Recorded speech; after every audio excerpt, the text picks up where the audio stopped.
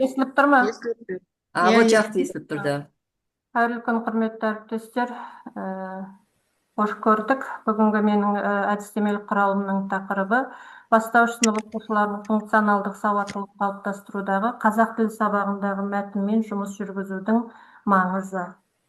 Яғни бұл зерттеудің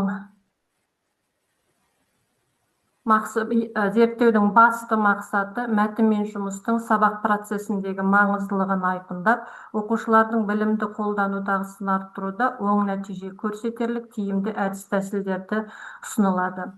Зерттеудің мақсатына орай мынандай міндеттер қойылады. Яғни мәтінмен жұмыс жүргізудің әдіс-тәсілдер құралдарын жинақтау, заңдылықтарын зерделеу, жүзеге асыруды қамтамасыз ету, зерттеулер шеңберінде тиімді жолдарын ұсыну, сол сияқты нәтижелілігін, ықпаллығын арттырудың тиімді тәсілдерін анықтау. Зерттеу жұмысының негізгі идеясы қазіргі білім беру жүйесінің оқу бағдарламасы оқушылардың мәтінді оқып қана қоймай, онымен қоса мәтінмен сыни тұрғыда жұмыс жасай білуін қалыптастыру қажеттілігін көрсетіп отыр.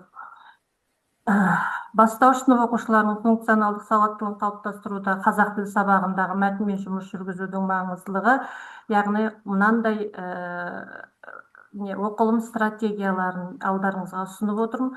Шолып оқу, болжап оқу, көз жүгіртіп оқу, зерттеп оқу, детальды оқу, түсініп оқу, комментариймен оқу. Бұл жаңағы нәтиже беретін нелер деп есептелініп алдарыңызға ұсынып отырмын. Оқушының жеке тұлғалық дамуына оң әсер етіп, оның сыни ойлауын, зерттеуге қызығушылығын және тәжірибелік дағдыларын қалыптастыратын тәсілдерді, мынадай тәсілдерді алдым. Миға шабуыл, автор орындығы, ыстық орындық, уақыт тізбегі, хикая картасы, балық қаңқасы, дара диаграмма, аквариум, пікірталас, дөңгелек үстел, диалог. Оқушыларды ойлауға үйретуде тілдерін дамыту стратегиялары, инсерт, екі түрлі түсінік күнделігі, еркін жазу, 3 қадамдық сұхбат, 5 жолды өлең, эссе, түртіп алу. Мәтінмен жұмыстың тиімді әдістерінің бірі 2 түрлі түсініктеме күнделігін толтыру. Яғни оқушылар дәптер бетін 2-ге бөліп, оң жағына мәтіндегі әсерлі тұстарды жазады, ал сол жағына сол үзінділерге қатысты өз пікірлерін білдіреді. Жеке жұмыстан кейін оқушылар алдымен жұпта, содан кейін топта талқылау жүргізіледі. Жазылым дағдыларын жетілдіру үшін еркін жазу, 5 минуттық эссе, 5 жолды өлең стратегиялары қолданылады. Оқушылар мәтіндегі негізгі оқиғалар, алған әсерлері, үйренгендері және әлі де білгісі келетін мәселелер туралы өз ойларын жазады. Пікірталас кезінде кубизм, болжау таблицасы сияқты стратегиялар оқушыларға өз ойларын дәлелдеуге, басқалардың пікірін тыңдауға және топпен, жұмыспен жұмыс істеуге үйретеді. Қызығушылықты ояту, яғни және мағынаны ажырату үшін түртіп алу, 5 жолды өлең, Вен диаграммасы сияқты стратегиялар қолданылады. Бұл әдістер оқушылардың дамуына, қабілеттерін ашуға және шығармашылықпен ізденуге мүмкіндік береді. Енді мен сіздердің алдарыңызға осы алынған стратегиялардың кейбір мысалдарын келтіріп. Стратегияның аты, яғни сықыру диктанты. Сыныпты бірнеше топқа бөлінеміз.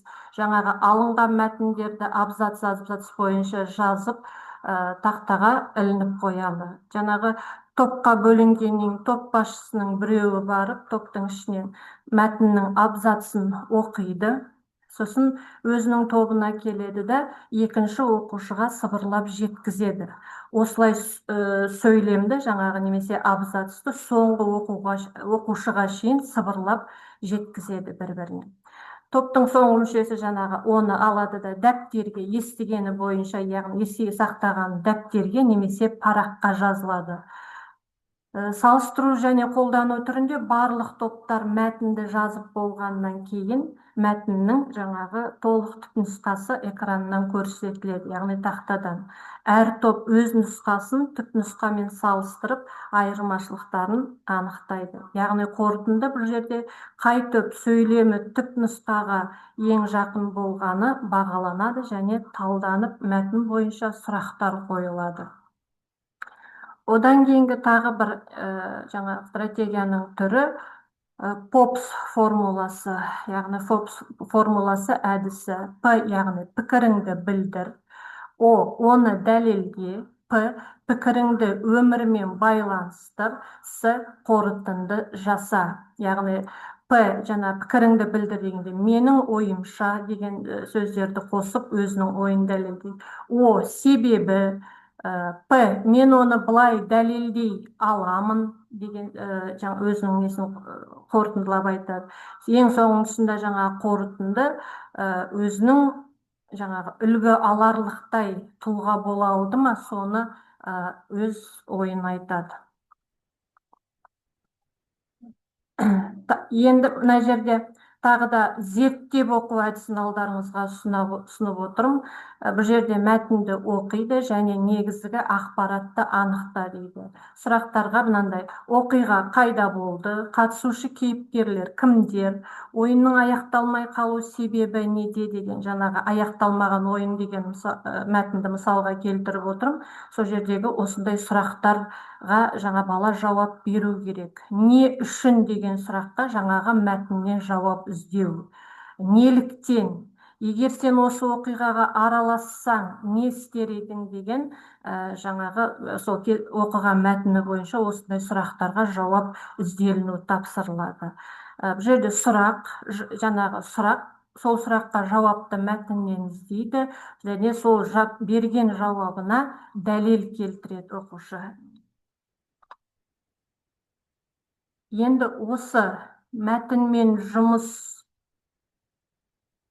қазақ тіліндегі мәтінмен жұмыс істеу жаңағы түрі маңыздылығы ең басты жаңа балалардың тілін дамытуға, өз ойын қорыта, түйінде жеткізе айта алуға бағыттайды деген ойдамын. Бұл жердегі күтілетін нәтиже мұғалімдер бастауыш сынып оқушыларының функционалдық сауаттылығын қалыптастыруда мәтінмен жұмыс жүргізудің тиімді тәсілдерін меңгере алады. Яғни балаға қолжетімді, оңай болу үшін, бала жаңа мәтінді түсіну үшін жасалынады. Қазақ тілі сабағында мәтін мазмұнын түсінуге, ой қорытуға және пікір айтуға бағытталған тапсырмалар арқылы оқушылардың тілдік құзыреттілігі артады. Оқушылардың оқылым, тыңдалым, жазылым және айтылым дағдылары кешенді түрде дамып отырады. Мәтінмен жұмыс жасау арқылы оқушылардың сын тұрғысынан ойлауы, өз ойын еркін жеткізуі, ақпаратты сараптауы және шығармашылықпен жұмыс істеу қабілеттері жетілдіріледі. Қорыта келетін болсақ, яғни қазақ тілін оқытуда басты мақсаттардың бірі оқушылардың сөздік қорын, ауызша және жазбаша сөйлеу дағдыларын, сондай-ақ сөйлеу мәдениетін қалыптастыру. Мәтін тілді оқытудың негізгі құралы болып табылады. Мәтінмен жұмыс істеу барысында оқушының дұрыс сөйлеу мәдениетін дамытуға, яғни сөйлеу тілін жақсартуға ерекше көңіл бөлінеді. Сабақ кезінде бастауыш сынып оқушыларының тілінде жиі кездесетін қателіктерге назар аудару маңызды, яғни жіберілген қателерін жіберіп алмай. Баланың ойларын нақты жеткізе алмауы, мәтін мазмұнын айқындауға, бір ойды аяқтамай жатып, келесі ойға көшуі, немесе орынсыз қыстырма сөздерді қолдану, мысалы жаңағы, сосын, яғни тағы басқа сияқты ауызша сөйлеу қателерінің орын алуы, мәтіндегі сөздер мен сөз тіркестеріне ерекше назар аударған жөн.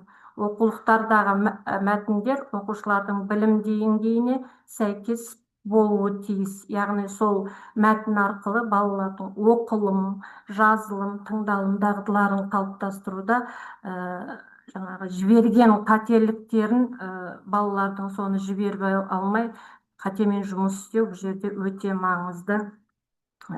Бұл жерде жаңағы менің осы әдістемелік құралдың өзі бірнеше бөлімнен тұрған қазақ тіл сабақтарындағы мәтінмен жұмыстың лингводидактикалық әдістемесі, бұдан кейін функционалдық сауаттылығын қалыптастырудағы инновациялық әдістері берілген, коммуникативтік құзыреттілік қалыптастырудың тиімді әдіс тәсілдері берілген, жаңа бірнешеуін көрсетіп кеттім сіздерге.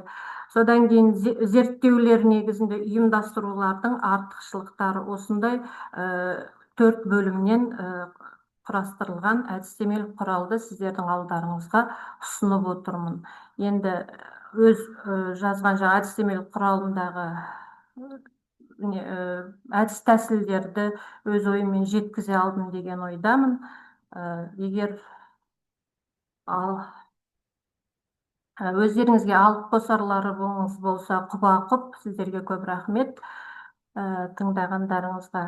Енді осы жерден не алуға болады деген өз ойларыңызды, қандай пікірлеріңіз бар, соны айтсаңыздар.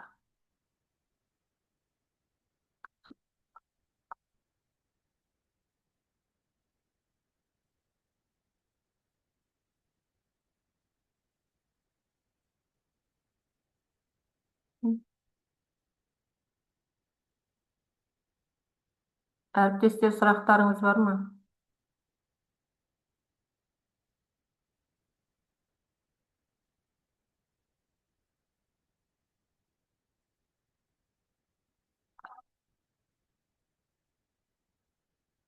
Әріптестер, сұрақ қоюшыларыңыз бар ма орталарыңызда?